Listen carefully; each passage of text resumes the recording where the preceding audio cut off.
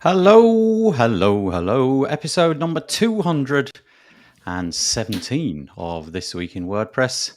And it is hot in the UK. That is the news. It's never hot in the UK. It's always a bit rubbish, the weather. But today we have heat. And I am not prepared for it. So I'm just going to be this incoherent mess during the course of this show. But luckily, I've got some people on who are going to prop me up and keep me going. The first of whom is Michelle Frechette. Hello, Michelle. Hello. It's good to see you. I just realized that as I'm a very short person, all it says on my T-shirt is the future. Yeah, nice. If I stood up, it would say the future is stellar. But I feel like that's my pro wrestling name now. Is that just like the future?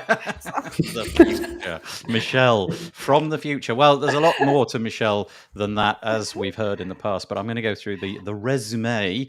Michelle Frechette is the Director of Community Engagement at Stellar WP at Liquid Web. In addition to her work at Stellar WP, Michelle is the podcast barista at WPCoffeetalk.com. Go check that out. Co-founder of Underrepresented in Tech, creator of WP Career Pages, the president of the board for Big Orange Heart, director of community relations and contributor at poststatus.com, business coach, author, and a frequent organizer and a speaker at WordPress events.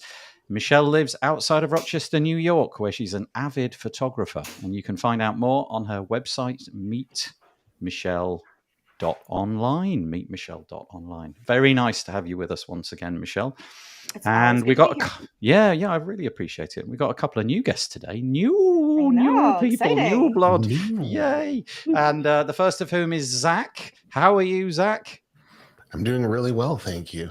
Yeah. Well, it's very nice to have you on the show. Zach has a much more pithy introduction, so I shall just go through that. Zach is the CEO of Mighty Swarm. He's an expert in WooCommerce site optimization and performance, and we'll be using that knowledge later, and a professional concert photographer. So Michelle takes photos of wildlife. You take photos of that's a career. That is a thing. You can make money taking concert photos. That's cool. It's possible to make money doing it. Not a lot of people do, but yeah, it is possible. I actually shot a show last week. Mudvayne, the hard rock band, came back for their first tour.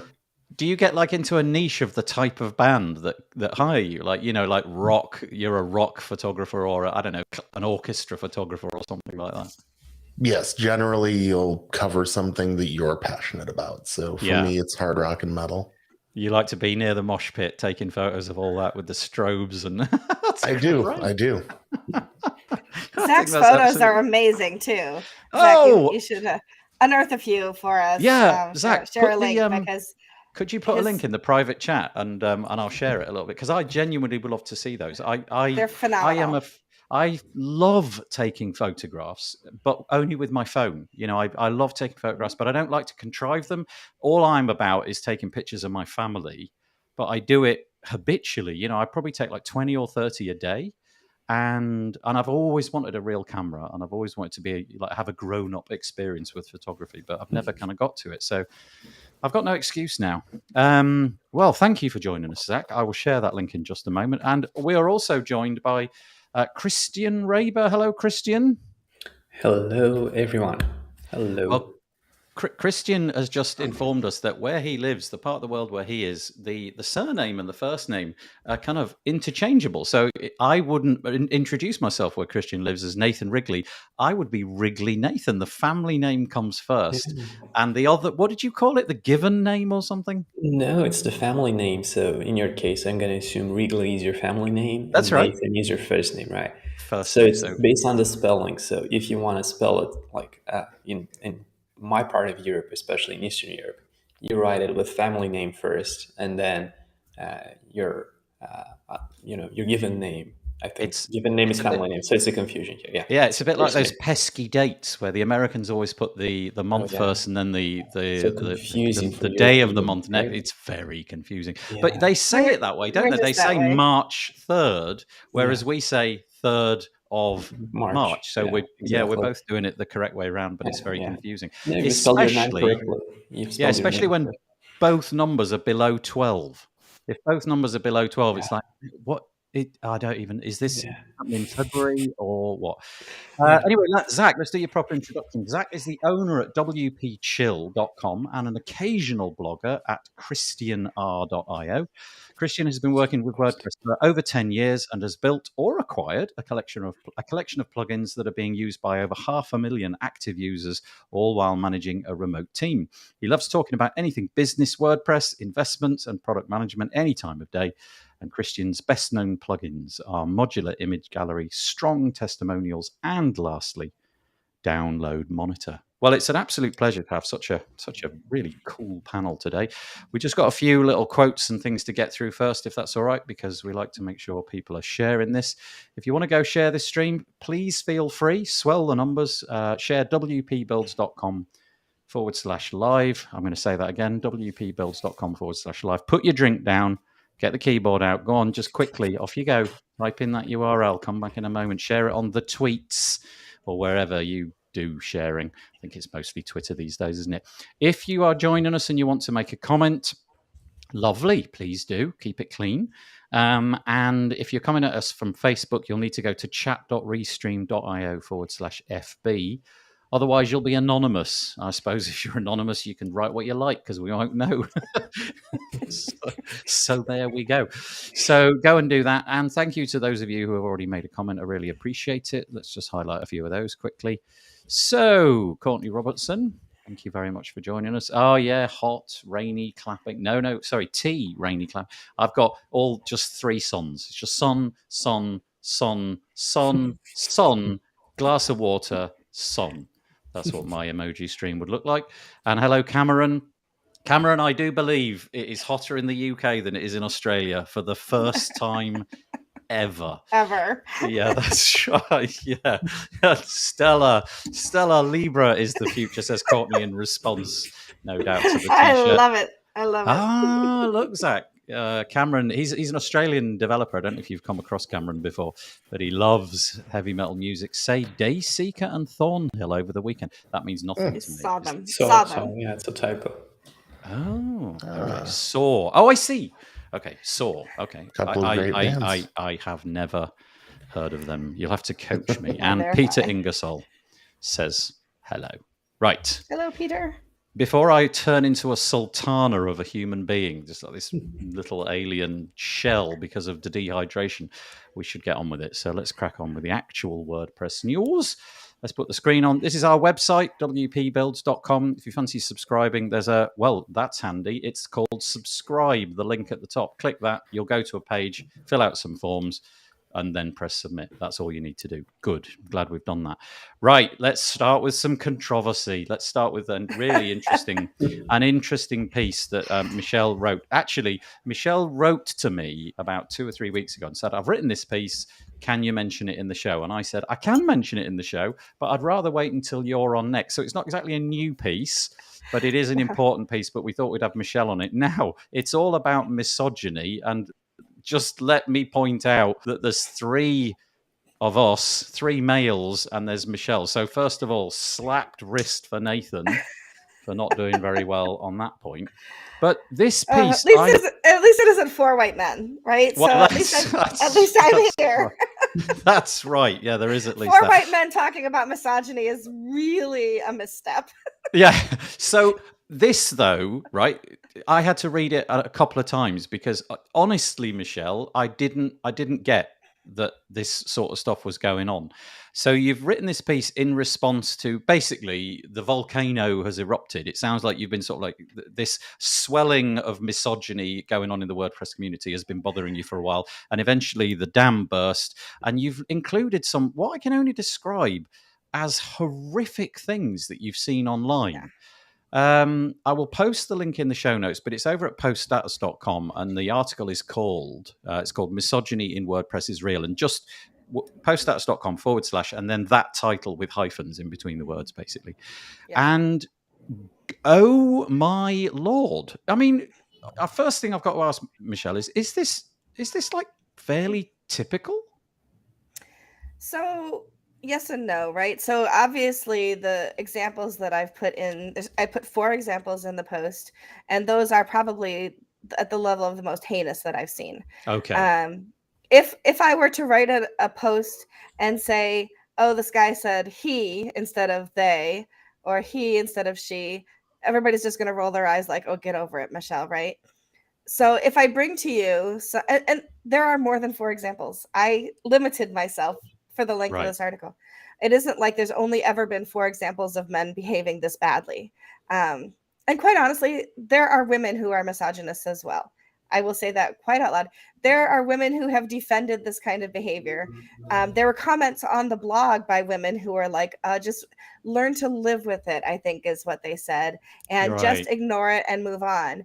And if I want to leave this world a better place for my daughter and my nieces and whatever progeny comes after, then I can't just put up with it and move on. Being somebody who really cares about human beings, I want to leave this place a better place. And so pointing out that this behavior happens is one way of helping others realize that it's everybody's responsibility to create a safer space for everybody. And that, of course, includes women and non-binary people. And WordPress is, I will preach all day, every day, how amazing WordPress, the community is. But that doesn't mean we're perfect. And that doesn't mean that there aren't, as I put in, the first line in the article, I think, is what got people posting it. Oh, yeah, it's really good. Which is, I love the WordPress community, but a few of you are assholes. And I did go to Corey and Lindsay and say, is it okay if I say this? Because I could change it to jerks. They're like, no, keep it. It's perfect. There's another line a little lower down, which I'm just currently going to highlight, which I also like. You then go on to say the WordPress community is, it's a good community. It's maybe not as bad as other places, but then you say, and yet some of you need to have a house dropped on you. So, preach it. Say it how it is. Right? Anyway, sorry, carry on. I do like it's a good turn of phrase, of course. But you read these things for so long. You can sprain your eyeballs rolling your eyes back in your head, or you can put yourself out there and make a target of yourself like I did and say, we're tired of it. And if other women aren't in a position to be able to speak up without retribution, then I'll be the person to do that. I jokingly, but also realize that there is a kernel of truth in it, say that within the WordPress community, I'm going to say, it sounds so funny to say this about myself, but that I have a level of, let's say, belovedness. People like me in the WordPress community. And I think the majority of people in WordPress know that I have altruistic intentions. I give a lot of time, money, and effort into the WordPress community to make it a better place for everybody. And so for me to take on this as somebody who very few people are going to attack me for this. They might be saying it behind my back, fine, whatever. But people aren't, lambasting me on Twitter. I haven't been canceled. I didn't lose my job. And by the way, I did share this with my day job with Stellar. I shared it before it posted because I wanted them to be aware that if there's backlash, they might hear it as well. And so I did everything with my eyes open, put on my big girl panties, I squared my shoulders and hit publish. The evening before, I was on a panel with Josepha, Courtney, and Ebony about the all-women non-binary release squad too, by the way. So at WordCamp Montclair. So yeah, so it really happens. There are really people that are this horrific in the world with these ridiculous concepts of what women should be and should do. And we need to do better, right? And the goal of my article isn't to change those people who are diehard misogynists. I'm not expecting that they're going to change. Would it be great if they did? Absolutely. But I'm sure their behavior has been pointed out to them over and over again. My goal is that Nathan, Zach, and Cristian might not see it because it doesn't affect them. Yep. And I'm not saying that that's a bad thing, right? I don't see things that don't affect me either, unless somebody points it out. And when somebody points it out, I'm, absolutely appalled on their behalf. And I will do what I can to make safer spaces for people. By pointing this out, I'm hoping that people like Nathan, Zach, and Cristian can see more of these kinds of things happening and help make the space a better and safer space for all.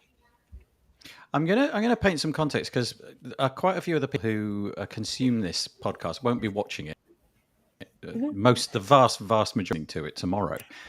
And let's just give you some flavor of what Michelle is talking about here. So the first one that you mentioned that you screenshotted, I'm guessing is in Facebook. It looks as if it might have been. It is. And somebody had noticed that in the sort of admin panel for a popular WordPress plugin, they had said super admin, he has full capabilities. And so they reached out to the developers and said, look, it's, there's a bit of something going on there. Could we just really think about that?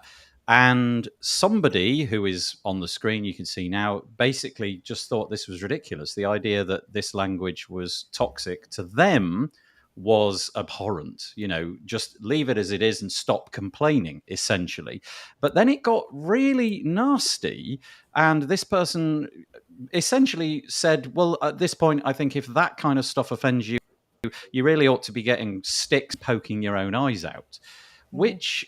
Okay, right, fine, whatever. I mean, but it's incredibly incendiary to write that kind of stuff based upon the solution which had been proposed, which was harmless to everybody. Just change the word he to they. Yeah, And can I just say, if you go back up and at her original comment, women often couch things with humor. If you go all the way up to her original post, Kathy's post, right? So she's actually trying to make it funny, because women get attacked all the time for saying these kinds of things. So she says, help my eyeball muscles, please, for having to roll in my head every time I say this. She's trying to make it like, hey, I love it. This is great. And we always try to couch things humorously, like, oh my gosh, it was, I'm not a dude, or we say things like that because otherwise we just get attacked. So she even tried to make it like, oh, this is so funny, spraining my eyeballs, blah, blah, blah. And then he comes in and says, your eyeball hurt. Well, if your eyes hurt, then pluck them out. It's ridiculous. Yeah, ridiculous. Yeah. So there was that one. Can you imagine being that triggered? Also, can you imagine that person doing that in the real world? Exactly. You have a license to do this online because you know that you will never, in all likelihood, meet this person and have to actually face them face to face and justify the words. I mean, also that there's no context to what was going on in that person's life on that day, but still inexcusable. Then we had somebody, I don't know where this is. It looks like it might have been Twitter, who were basically saying women shouldn't code, which we'll get onto in a minute. Kathy Zant obviously had something to say about that. Basically saying that, women are incompatible with coding because at some point they might have children. And if they have children, then their career path will be broken. They'll come back and, let me quote, they after 9 months maternity leave, they come back obsolete and outdated. Right, okay. And then it goes on to obviously use the common tropes of this isn't discrimination. No, it defines discrimination. I'm sorry, it's ridiculous. Just stand down. You claim that something's not true merely by claiming it's not true. The moon landing didn't happen because I say so. Right, and then we had. Do you know what? There's more that I could say here. There's more pieces that you wrote, this one in particular. Somebody was just basically saying in a Facebook group that they apparently in a Facebook group of about 33,000 people, they only wanted to speak to the men. So they used a common phrase, which I guess comes out of people's mouths all the time. I confess I've definitely used this phrase, gentlemen. It comes out of men's mouths. It doesn't come out of women's mouths. But they then double down rather than saying, oh yeah, that was a stupid thing to say. I should probably just have written, nothing there. Just delete that word. Sorry. Something, yeah. Yeah, exactly. Which most sensible people would do. They then went on to essentially claim that this was all right. Don't worry. I was only talking to the men and that's fine. So now I'm all angry. I'm going to pass it over to Zach and Cristian. The way this show works, Zach and Cristian, is if you want to interrupt at any time, feel free to do so. It's the only way you'll get a word in edgewise. It's the only. That's right. Between me and Michelle, we're going to talk for an hour and a half. But I don't know what your thoughts are on this. I'm just. I have some thoughts that maybe could contribute to the big picture of this entire thing. So I can get why they think like this, because I come from a country that's very misogynistic as well. It's underdeveloped in this specific area. I'm not a misogynistic person myself. I did catch myself like the first 5 minutes we had before we started the show. I joined and I was like, "Hey guys," because this is the phrase. Not being a native English speaker, this is the most common phrase I've been used to using to say hi when I enter a room, right? It's not gender inclusive, and I realize that it can be offensive, right? So different cultures of the world have different perspective on men and women's role in society. There's obviously I'm not accepting that. I'm not okay with that myself. Just putting a bit of context into this and explaining why I think these people think like this and act like this. Obviously, it's never okay to act like I have my vision and this is how the entire world should be shaped. Like I have my thoughts and women should be only stay home and give birth to children, right? That's it. It's been the common conception, like up until 100 years ago, that was how the majority of our society was defined. But nowadays, equality is everywhere, and a lot of people are fighting for this. And again, I know why they think like that. I'm not okay with it. I just think that it's going to be impossible for them to change their points of view, no matter how much uh, anyone tries. It doesn't matter if it's a woman, even less if it's a woman, because they won't listen. Even if it's a man, it's just a cultural thing. And until the entire culture around them changes, they won't accept this change. Different cultures, different ways of looking at life, and the society around us. I won't name cultures around the world that I know specifically are very misogynistic. Just won't name them, but I know they exist, and hopefully, you know exactly the cultures I'm referring to. That's a really interesting point. Maybe one to develop at another date. But I'm going to pass it over to Zach for his thoughts on this. So it's really difficult for me to see things like this because it's so not who I am, right? And I try to be as inclusive in the language that I use as possible, and I slip up. I say things that are, more gendered than I intend, or I just say dumb things sometimes. That happens.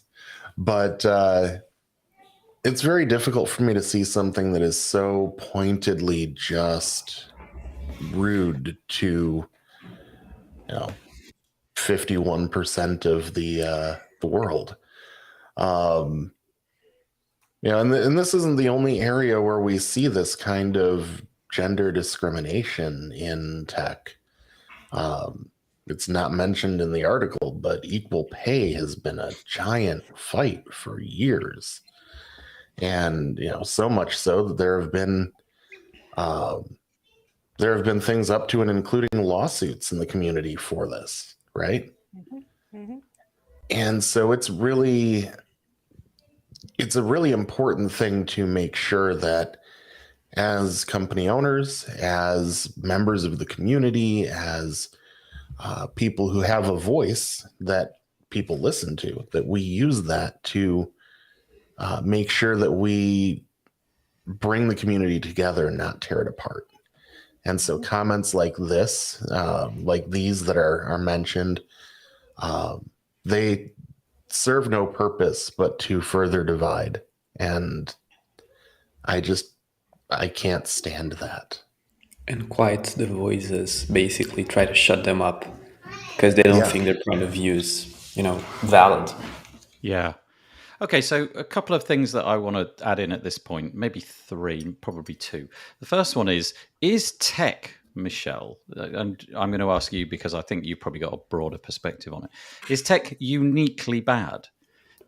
So, as an example, if I walk down the high street where I live, and shops left and right, left and right, left and right, it would appear that the balance there of people working in those kind of environments, it seems more or less to have balanced out over time. And I'm sure that 100 years ago that would have been a different picture. But I wonder if tech is curiously imbalanced for reasons that I don't understand. I think tech is imbalanced. I think it has a lot to do with our STEM majors are STEAM, so science, technology, engineering, Right. math areas that have typically been encouraged for men, but less so for women. I graduated high school in 1987. I graduated 21st out of 321 people. And yet my guidance counselor discouraged me from going to college and told me I should stay home and be a mother. Right. And that was a woman telling a young woman that in 1987. And you would think 1987 is not like the dark ages. It isn't, like, oh, only women could go to typing school, nursing school, and be teachers, right? So, I mean, I've got a master's degree, all but dissertation on a doctorate. I clearly have what it takes to be an intelligent person working in any industry that I choose.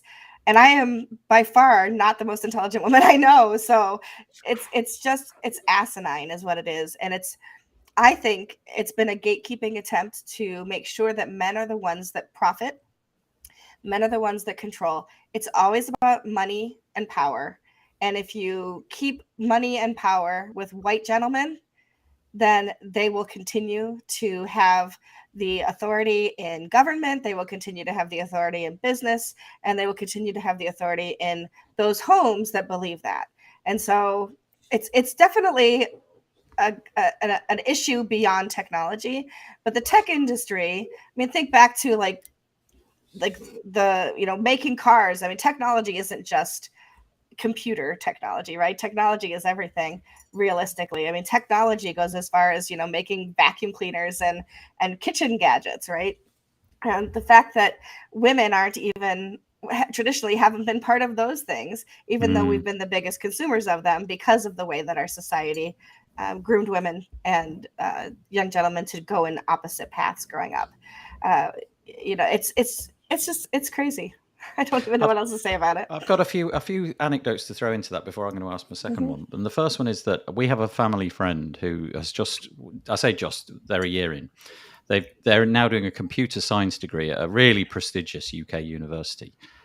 She is the only female on the course of many hundreds, and we talked to her about this. And if you rewind, it sort of goes lower. You go back a few years before the university application process. She was the only one doing the combination of the sciences that would get her onto that course. In other words, there was some filtering happening at the school level, which meant that that there were very few females who wished to go into those sciences. And she knew for a fact that a lot of her friends and colleagues would enjoy this kind of career, but it just got filtered out until there she was by herself. And I think, as far as I know, enjoying the course, having a great time, will come out incredibly well qualified. But the mechanisms of society seem to have made it such that it would have appeared less interesting. So that there was that thing. And then the other thing I wanted to ask was, I wonder how much of this is like a social media thing. So we're talking about it because of these horrors that we're reading. I don't mean that the problem is a social media thing. I mean the fact that it's been, people are willing to say this stuff. They're basically willing to say things which are unsayable in the real world because they know that they live behind that prism of, anonymity, basically. I have no idea who these people are that you've mentioned. I'll never see them. They'll probably never get to say this stuff to your face. So there's a couple of things there. What's really interesting is that there are a lot of comments on that blog post. There were a lot of comments that we didn't publish because they were published, and I didn't not publish them because they were antagonistic. Clearly you can see I published antagonistic comments, but they were john@example.com. They literally anonymized themselves. If you're going to attack me, at least say your name, right? So not only are you misogynist, but you're a wimp. They're afraid of the potential backlash of the community. Well, then they should keep their mouth shut and stop typing the things they want to type. Say who you are, or just go away. So the curious thing about this is there's obviously no way that the four of us sitting here talking about this is going to solve this problem. But I just thought it was a really interesting article. And Michelle, you said right at the beginning that you three, and I am definitely, you were absolutely spot on. I don't see this stuff. For reasons that I don't know, those kind of comments never make it my way. I don't tend to associate in the real world with people who would behave like this in the real world. And for some reason, the way that Facebook serves things at me and Twitter serves things at me, I don't see it. So I was genuinely surprised by the level of ire and stupidity, frankly, that was visible. And I hear it all the time, Twitter's poison, but I don't see it because it just somehow doesn't get through to me. So that was a point well made. A couple of comments come through about this. The first thing was Daniel Schultzsmith. Hello, Daniel, saying that he enjoyed your article and he thought it was great. Getting back to the original he comment right at the beginning when we started talking about it. Can you imagine, Peacher says, Peacher Neri, hello Peacher, if she had been used instead? Yeah, that would have been interesting. How that reaction, she shall be. Yeah, it would have been interesting because then it would have been portrayed as you're bending over backwards to be politically correct or something like that, no doubt. We're on to the music there. No, Tech Lead. Oh, this is the one who said that Tech Lead was the person, Tech Lead was the person who said that women shouldn't be coders because they might get pregnant. Mm-hmm. Right, yeah. And then Daniel carries that on. Tech Lead was fired from Fang, which I've never heard of, for his abhorrent rhetoric and being a bad developer in general. Okay, there you go. He can only make a name for himself by putting others down. Well, we know that characteristic in life, don't we?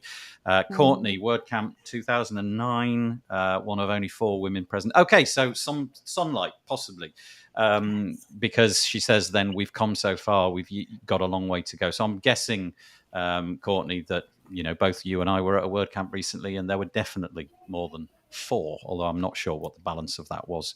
And then Peter Ingersoll, it's one thing to make a mistake, learn from it, and try to do better. It's a completely different thing to double down on the bad and be offended and defiant. Empathy and learning should not be so hard. Yes, we live in 2022. We ought to try just to be. I mean, it still boils down to culture, right? If you're not taught empathy towards women as you grow up, you're gonna keep repeating that same mistake without, even thinking about it, second guessing your intentions behind it, and you're gonna stand your ground every time someone challenges your opinions on the matter. You're gonna be like, no, this is the reality. I've grown up. This is the entire world I know. He or she looks out the window, right? And he or she, sees his concepts being applied to his society, the society he lives in.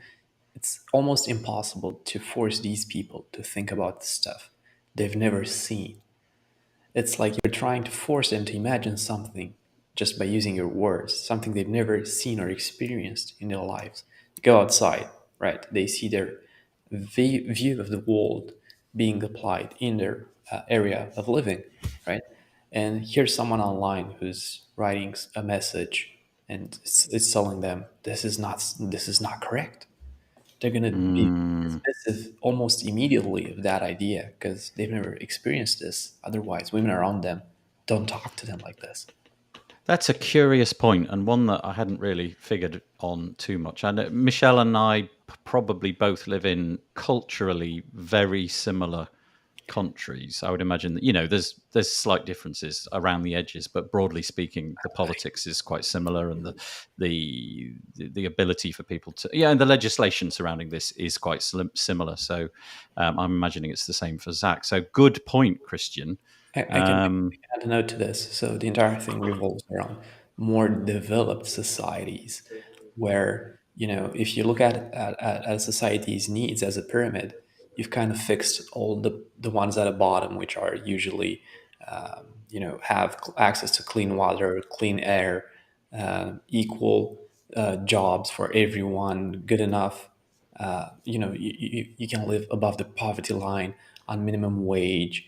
And these are bigger problems for certain parts of the world, like Eastern Europe, specifically the part I'm coming from, which is Romania, where people don't even have time to think about these. Like they haven't even been able to fix the basic problems at their level. Like they constantly focus just on getting by every single day, right? Right, Yeah. but those aren't the people who are actually taking to Twitter and attacking women, right? So it's an entirely different group of people. Yeah. This is my culture, but what I'm trying to say is, more developed countries have started thinking more and more about being more inclusive. Sorry, because they've already managed to fix all the basic problems. So they're now moving up a tier, right? I've moved from Romania to Lisbon to Portugal. And in many ways, Portugal is so much more developed than Romania on inclusiveness, way more developed. In other ways, it's surprisingly poorer than Romania.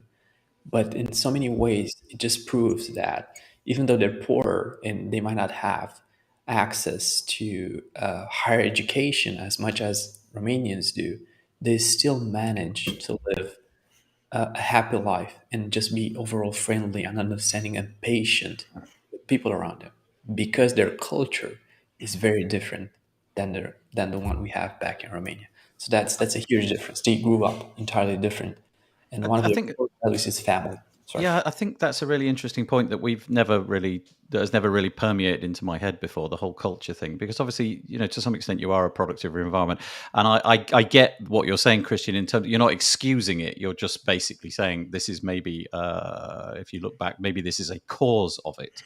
And it's curious, really interesting. Anyway, I was deeply annoyed by the piece. Oh yeah, don't get me wrong, it's annoying.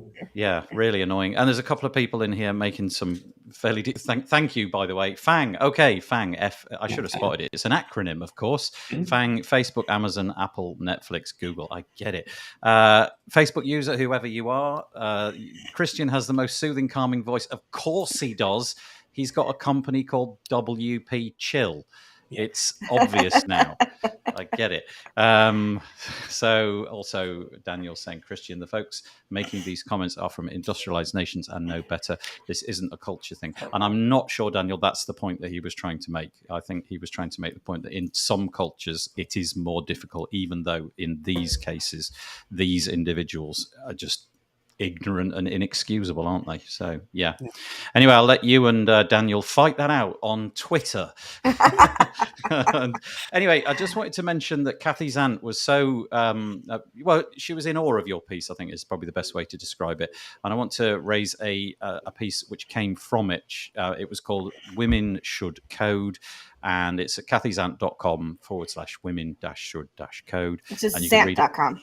Sorry, Zant, I apologize. Yeah, just Zant. What a nice URL she got there. Oh, how I would love to have Wrigley.com. I suspect a large chewing gum manufacturer bagged that long before I got it.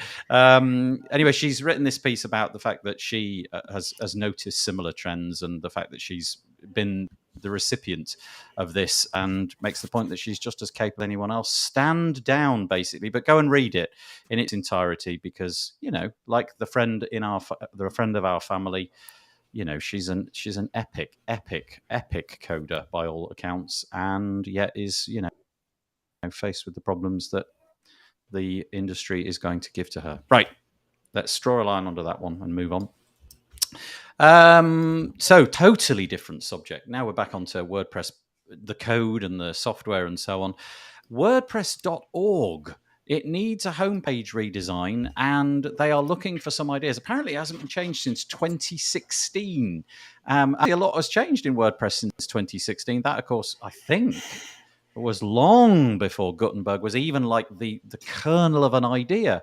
But now that's all baked in. And I just wanted to mention it. If you're interested in this, you can go and give your opinion about it. You can get involved. They've got some ideas around what that new design may look like and so on. But some curious ideas jumped out. And this, I think, is cool. One of the people commenting, I can't remember whether it was on this piece or a auxiliary piece over at WP Tavern written by Sarah Gooding, but somebody suggested, wouldn't it be a great idea if the homepage featured a bunch of patterns that you could then just use on your own website? And I thought, yeah, that's kind of cool. Just show off what's possible. So the page is looking a bit out of date. If you're interested in getting involved in that, you can, and I will put the links in the show notes for tomorrow. I don't know if Cristian, Michelle, or Zach, you've got anything you want to say about that, but if not, I'll just move on. I think the interesting thing about the project kickoff post is actually Matt's comment on it. Right at the bottom. Right. I saw that. Yeah, right at the bottom. A couple of days ago. Do you want to read? Shall I just read it out quickly, or? Yeah, go for it. Yeah, so he said this should take a week or two to launch, not months. And the most interesting part will be the stats and the feedback after launch and the subsequent iterations we make from there, not a long process before. The /news redesign took criminally long. I thought that was an interesting choice of language. We have a lot of .org to redesign and a lot of accumulated cruft, for example, the navigation right now. We can't take too long on any one part. Right, carry on. So I just thought it was very interesting that was, his take on how quickly these things should be done. I think he's right to a point, but I also think that planning makes things take 2 weeks rather than the other way around. Not planning makes things take longer sometimes. So I was curious what the rest of the panel here thought on that, if he's right, or if we just need to plan and do this, the longer yet possibly more effective way. I'm imagining, just very brief thoughts on this. I'm imagining that doing it quickly without a lot of thought there's got to be a lot of SEO on that page, a lot of real solid years and years and years of things built up, and just quickly throwing something out and iterating on it is maybe not what I would be doing. I'd want to really make sure that we'd crossed all the I's and dotted the T's. But yeah, I do like the idea of moving things quickly. But 2 weeks, 2 to 3 weeks seems really, really quick for a property such as WordPress.org, which, it's got to be in the top couple of hundred website visits on Earth, I would have thought. Anyway, sorry, Cristian or Michelle? Michelle, please. Well, clearly it's not like they just thought this up on the 16th and are going to implement it in 2 weeks. So there's been some forethought already.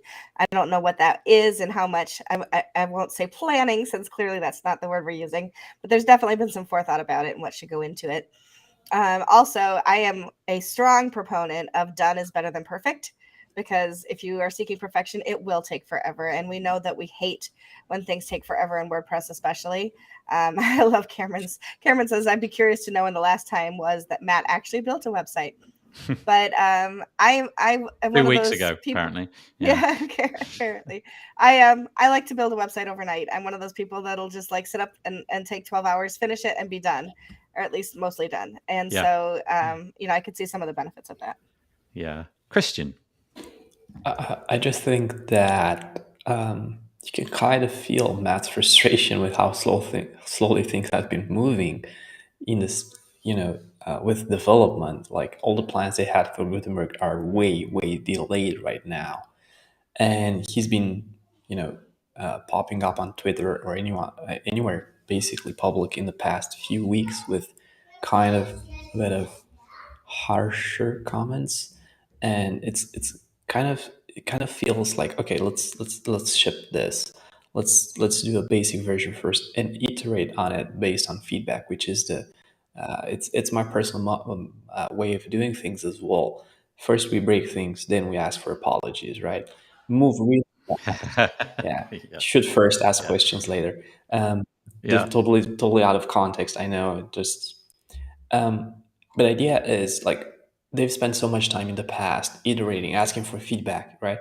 And at the end, they just shipped a version that the community was not happy with, and they had a lot of pushback from the community, and yet they were like, no, yeah, we spent so much time on this, let's just just keep it live like this. Instead of that, like, how about we spend less time in the initial phase, just ship it, and then do small increments, small updates on a page based on community feedback. So at least we're hearing their ideas and thoughts and actually working on this to make sure everyone's, not everyone's, but the points that actually matter are being more more agile than waterfall. Yeah, imagine exactly. the stakeholder on the sort of agile product, maybe just like one or two people in a committee room. It's like millions of people with their own opinions on what it should look like. I'm sharing the design aesthetic. If you've looked at, I think, if you've looked at like Josefa's blog and various other places like Gutenberg, you'll see this creeping in, this blue and this font, and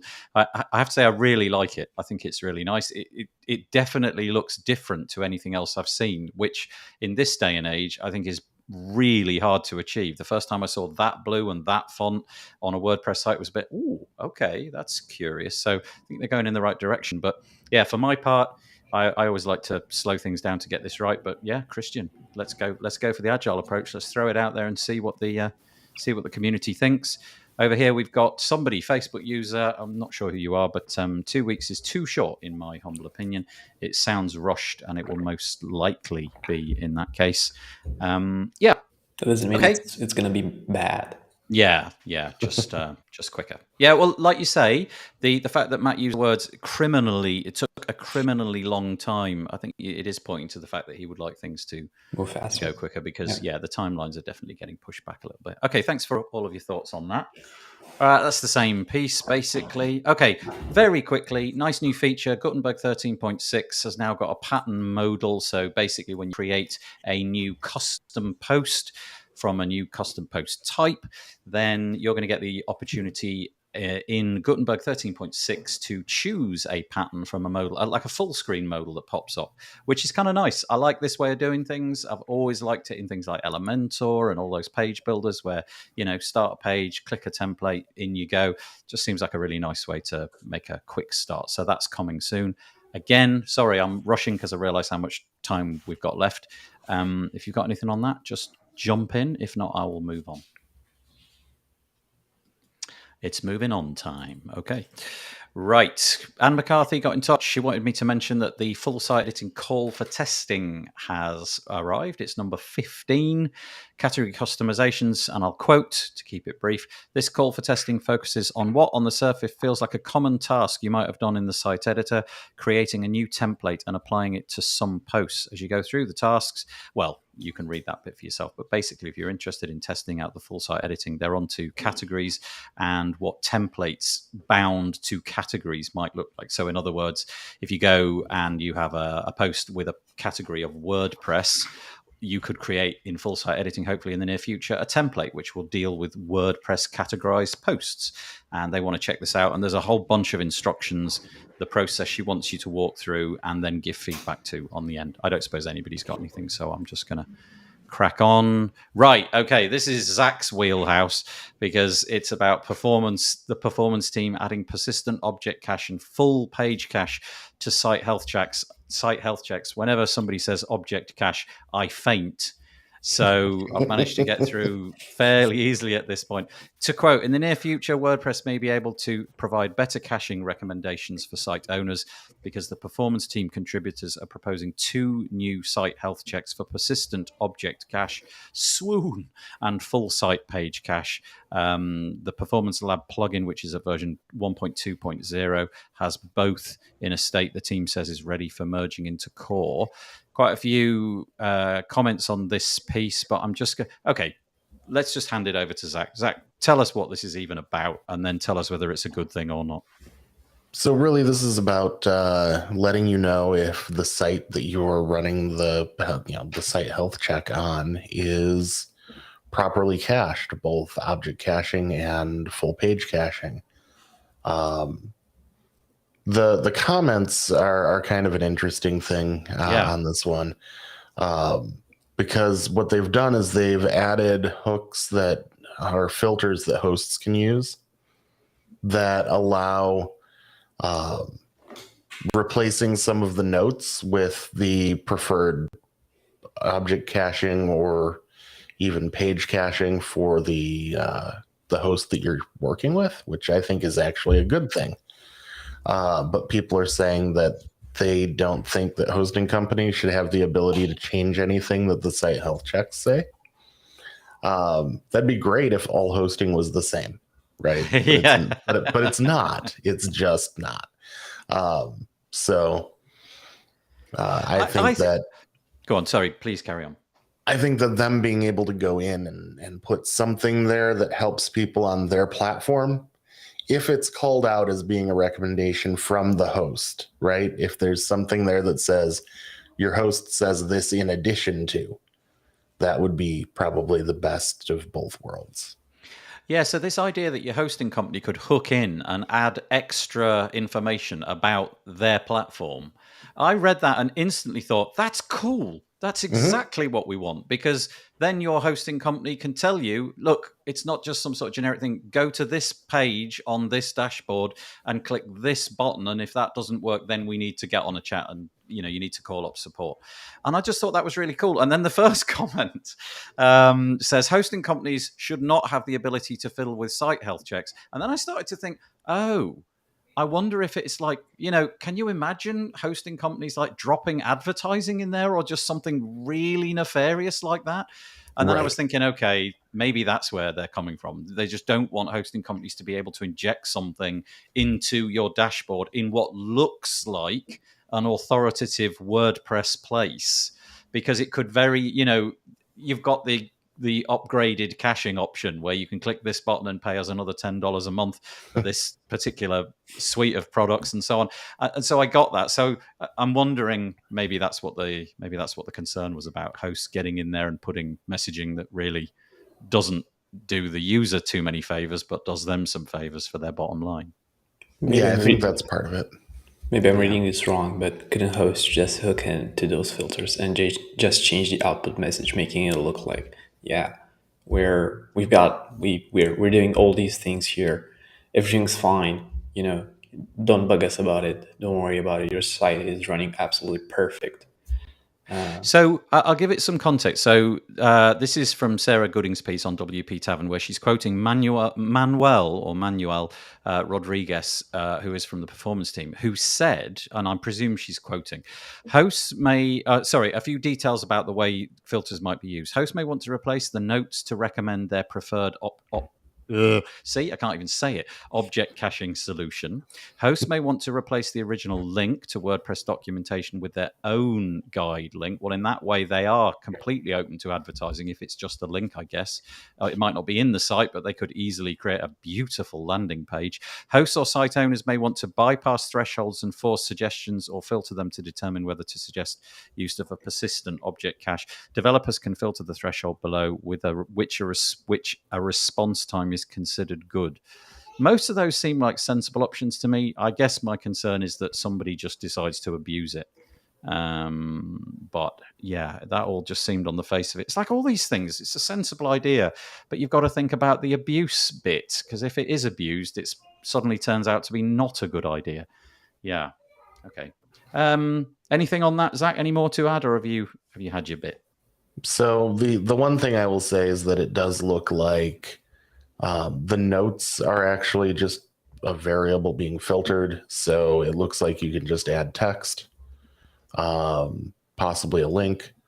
So it doesn't look like it would be very easy to abuse, but it could be abused. The nice thing is that would only show up in environments where a plugin has overridden those by adding filters to those. I can totally see the piece, though, where, so you take Squarespace as an example. They just don't need to worry about this, because all of their customers are just using their solution. They're just going to deal with the performance, and the user never needs to know. But depending on which configuration of plugins you've got, and therefore which hosting platform you're on, and what tier you're paying for, and how much RAM you've got, all of the bits and pieces which go to make up hosting, WordPress does need something like this. Because if they are going to be performant and they're going to keep up with the likes of Squarespace, then we need regular users to have some sort of insight into, well, hang on a minute, your site's not performing very, very well because you haven't done this thing. And this does seem to me to be a sensible way forward. So, yeah. Well, that kind of leads into our next piece, which was the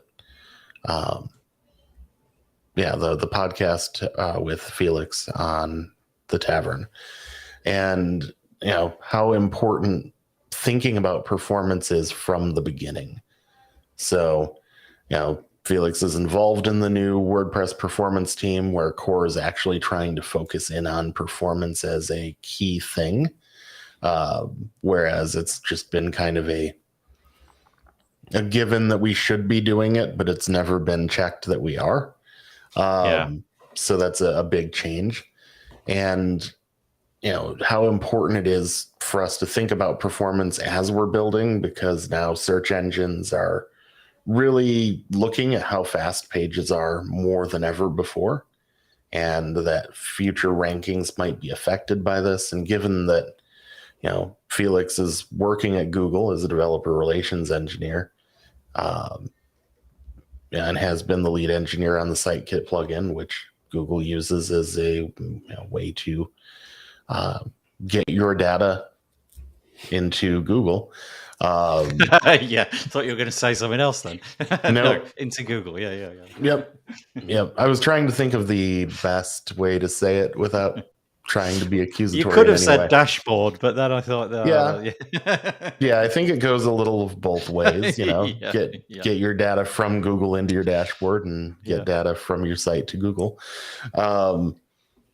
But yeah, given that he's there, I would imagine he has some insight into how search engines like Google are looking at our page performance and speed. It's fascinating as well that Google are now seemingly all over WordPress.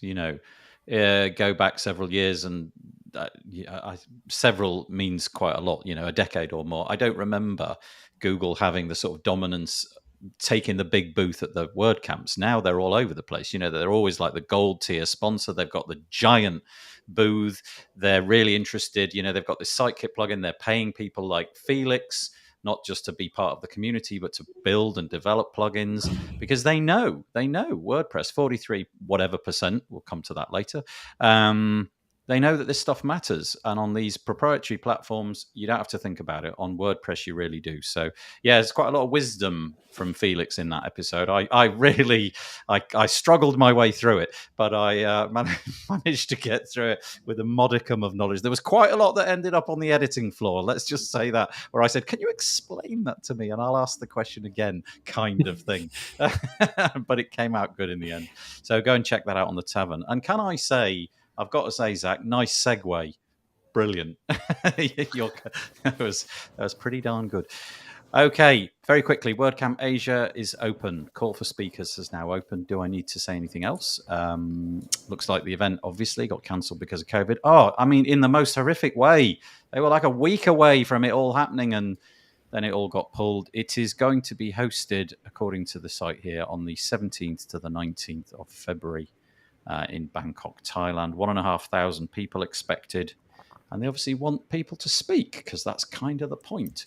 So if you're into that, if you fancy jetting over to Thailand and you want to speak, now is the moment.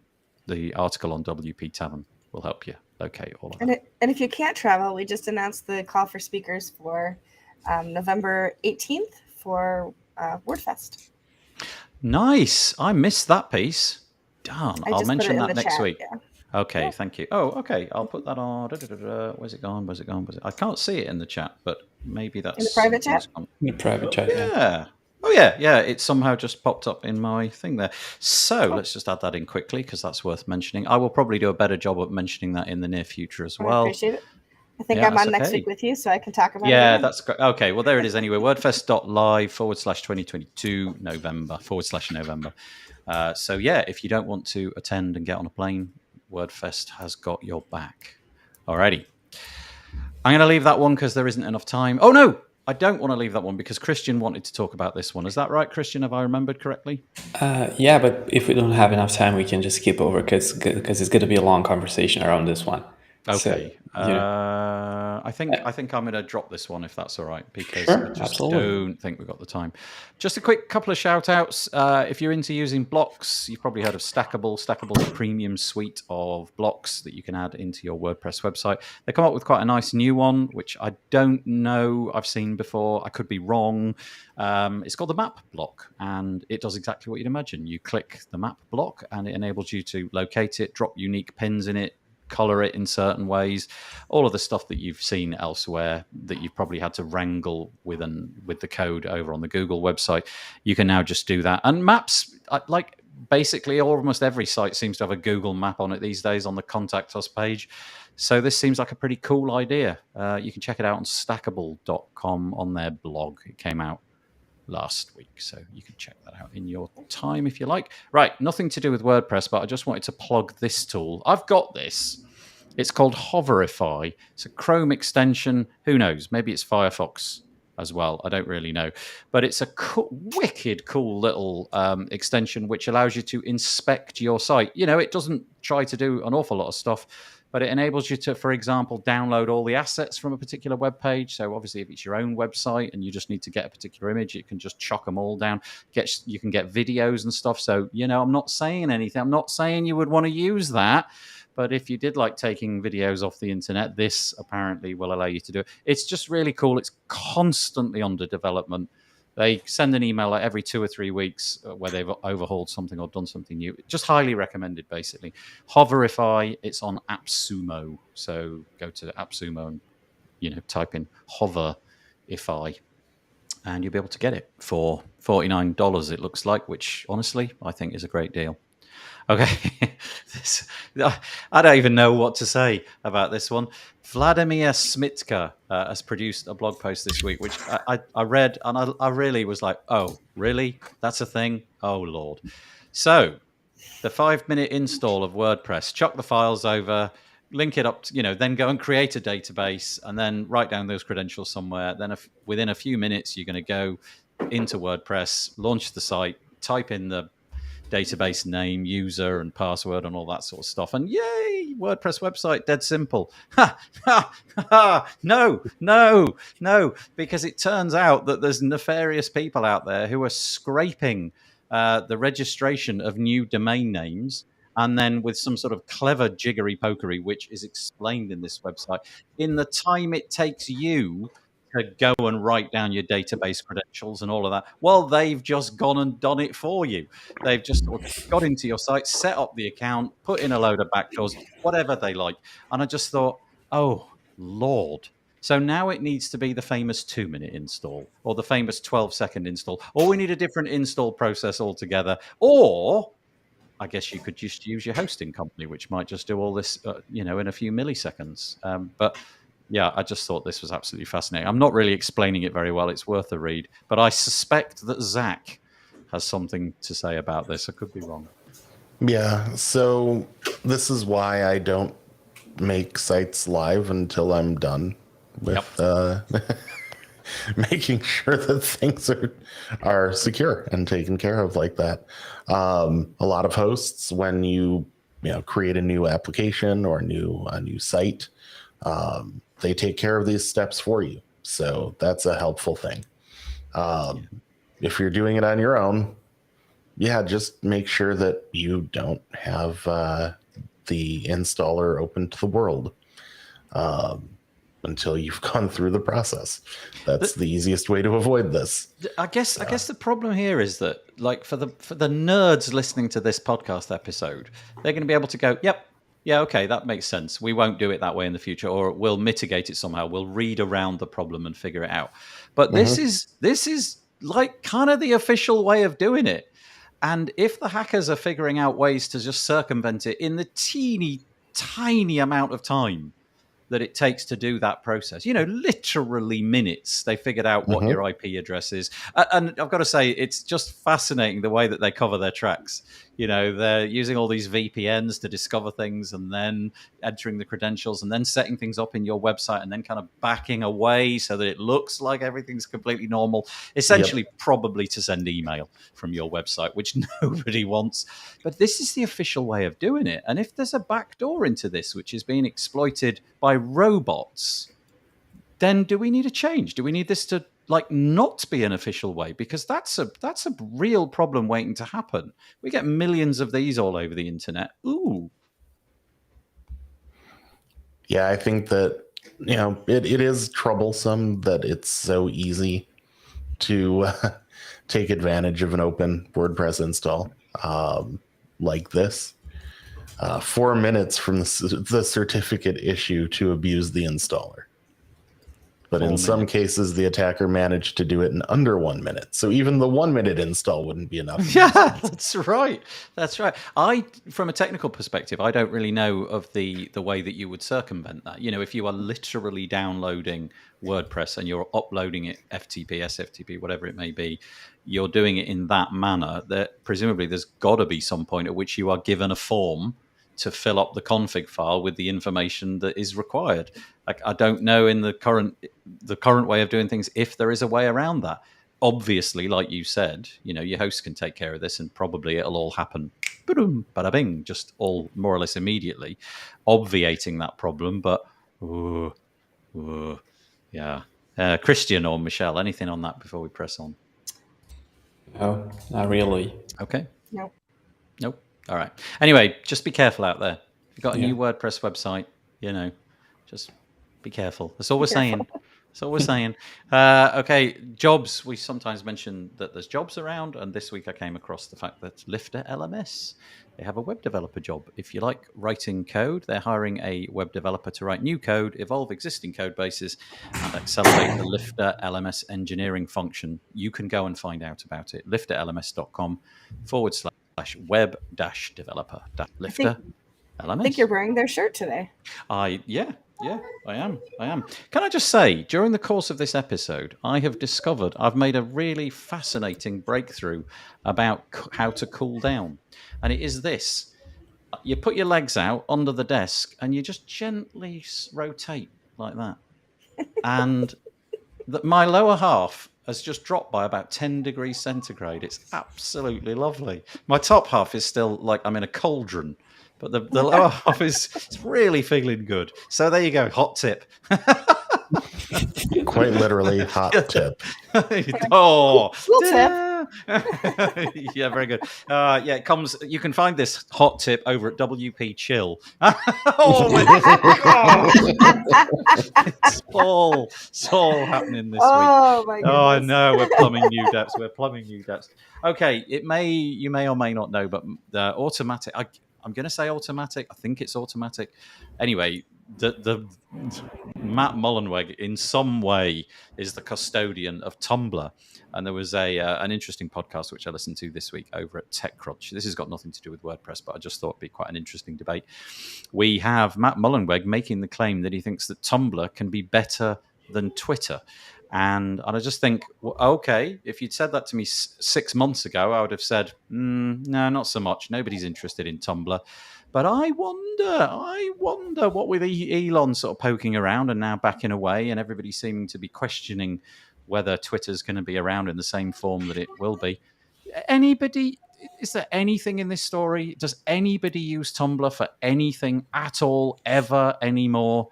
Or is this just him trying to make something out of nothing? I don't know. I don't. Well, the younger generation spent a lot of time there, and then the not safe for work stuff went away.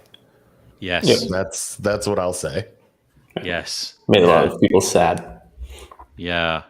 I just can't see it. It just doesn't feel to me like a place which is getting any traction at all. I mean, I've used it, but it feels to me like it's a bit of a MySpace. It got to the point where if it's not the thing that everybody's using, it very, very quickly, it just stagnates and nobody's going to be sort of hanging around in there. I can't see myself installing Tumblr for love nor money, to be honest. I think the point he's trying to make is that with Twitter moving into the long-form content game, and Tumblr getting Gutenberg and all the goodies that have made WordPress such a great publishing platform, they're essentially building out a better publishing tool than Twitter is or ever will be, right? That's the difference I think he's making here. Otherwise, just making it as popular as Twitter, given where it is right now, I think it's going to be a really horrible uphill struggle. Yeah, because it feels to me as if the only interface that I mean, just to get this out of the way, I am the most lousy Twitter user. I really am. I'm unable to understand it in most ways. But the only interface I want is a text box and a keyboard. I don't need the flashy, the grids, and I don't need the containers and the groups and all of that. I just want the ability to type some text and maybe throw, an incendiary GIF in, because that's what Twitter is. It's like this very quick in and out. Don't think about it too much, as Michelle can attest to, the lack of thought platform. And it's not really about long form publishing. I don't know. I just wonder if we're eating the WordPress they think lunch. So Twitter think it is because they've got a lot of creators and as an audience, right, building up huge follower numbers, sorry, on Twitter, and then they're linking to their blog post. They're like, and if you want to read more, just go to my website here and read this blog post where I've wrote a 5,000 word piece on it. Now Twitter is just trying to take people away from going out of their platform and keeping them there, right? Yeah. It makes sense in a way, especially with the acquisition of Review. They're trying to go after Substack now, so basically just create a long form content and lock it behind a paywall, all on Twitter. So you don't need a website now. You don't pay for hosting. You don't have to fiddle with SEO settings. You don't have to install anything. You don't have to worry about security. You don't have to worry about anything. It just works out of the box. It's just one platform, right? It's just one place to have it all for you. Easy to get money from other people. They've introduced monetization. It's easy to connect with your audience. Everything lives there. You've got built-in analytics right now. So it makes a lot of sense. History shows that he's pretty good at, turning platforms into giant successes. So Yeah. what do I know? But yeah. Oh, anyway, there we go. Tumblr. Let's see if any. Let's come back to this story in literally 6 months' time and see if there's any change. Sure. My guess. Well, I think we know what my guess is from everything that I've just said. Okay, Michelle, you're up. We got the LearnDash piece. LearnDash.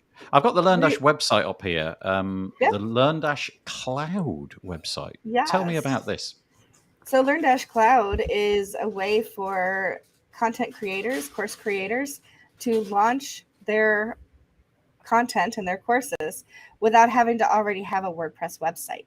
LearnDash Cloud is better than SaaS because it actually continues to use WordPress, but for anybody, it comes with, you get your site, a WordPress site with LearnDash pre-installed, and you just start creating your content right from there. So it's brand new. We just launched it last week. We're still working out, those just launched issues and questions and answering questions people have. And it's brand new. It's fresh off the presses, and we already have people creating courses with it. So it's very exciting.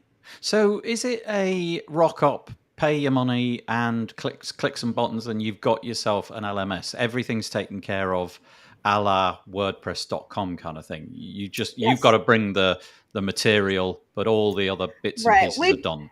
We don't create your curriculum for you. No, that would be really good. Just click here to spin up a photography class. No, it doesn't. That's right. Like that. Maybe someday, but not yet. It's coming. It's coming. So it's a basically done for you solution. But it's still leveraged with WordPress, so you can throw your third-party plugins and whatever else it is that you've been. So let's say that you've built your website in, an alternative content management system. You can still have LearnDash by linking through to your coursework on your LearnDash Cloud website. This is cool. So when did this actually launch then? Last Tuesday. Nice. So it really is new. Let's have a quick check on the pricing, shall we? Yeah. Okay. So $199 per year per site.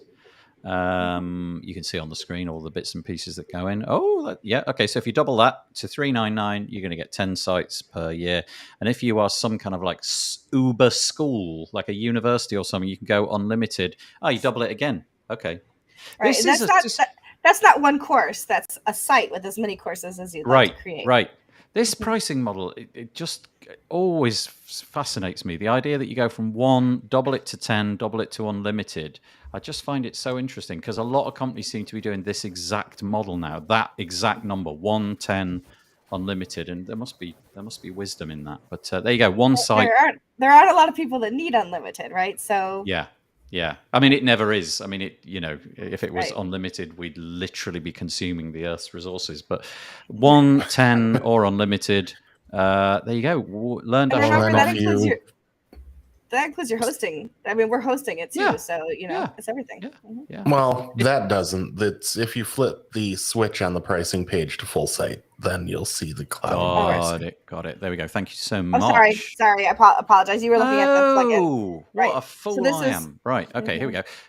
This is the cloud 29 per pricing. month for the cloud hosting. So new, in fact, is it that both me and Michelle didn't spot that there's a toggle at the top. I didn't even Luckily, notice we've that. got Zach But along for the ride. And it's- For launch, it's a monthly. We're going to be moving that to annual fees very shortly. So this is your opportunity to get in at that price. Thank you. Very nice indeed. Yeah, cool. Yeah. Okay, let's move on. This one is going to be coming back to Cristian because he's thrown this one on. This is from a website called Get Ellipsis. They're a website specific WordPress marketing agency, and they've got this thing this week called the Launching the Weather Report. WordPress is down 10.4%. I got to say, Cristian, I read this and then I read it again, and I still didn't get it. So explain it to me. So I read it 3 times before I could make sense of it. Oh, darn! One more. You're not the only one, and I kind of intuitively knew what they're trying to say, or at least assumed what they were trying to say, and yet I couldn't figure that out just by reading their piece. So it looks to me like they're trying to build a tool, and they're building the bits and pieces right now. And the first piece they've built is this algorithm. It's internal, right? And it kind of measures the health of the entire WordPress space, but not as we've been used to measuring it in the past, like Yoast's famous yearly reports with WordPress's, WordPress is going up, WordPress is going down, WordPress is stagnating in terms of growth, which is another story for another day. Long story, anyway. Yeah. Yeah. And the way they've done this, it's so confusing. It confused so many people on a post at a Slack channel. They're not open sourcing their data. They're not telling us where they're pulling in this data, how much data they're pulling in, what exactly is being included in this algorithm. Like, when you're looking at an SEO algorithm, Google gives you a list of 200 plus factors they look at and tell you, here's a huge list of things we look at when we determine the quality of a website or a web page. And in this specific case, you know nothing about it. You just know that something is down 10.4%. Yeah. From what I've gathered is like they take all the data, all the keywords they monitor for the clients, even the keywords that they haven't used for the client. So imagine they do keyword research for your project, right? And they take this list of keywords they come up with and pass it through their AI, and are left at the end with only a handful of keywords they deem are good to go after because you have the highest chances of ranking number 1. But they plug the entire list into a database, and then they monitor all of these keywords. That's how they ended with 100,000 active keywords they monitor, plus volumes from ad budgets that their clients spend. And they somehow aggregate all this data, and according to them, all of this aggregated data is down 10.4%. That's the bottom line. How that's useful to you or applicable, I don't know. Yeah, because I was thinking to myself, last year I bought 4 cushions. This year I bought no cushions. So Cushions I'm are down. kind of cushions are down, absolutely. Across the planet. They're all down. Yeah. And that's all the data in it. So I didn't really know what to make of this. I mean, I saw people linking to it all over the place, and obviously 10.4% down.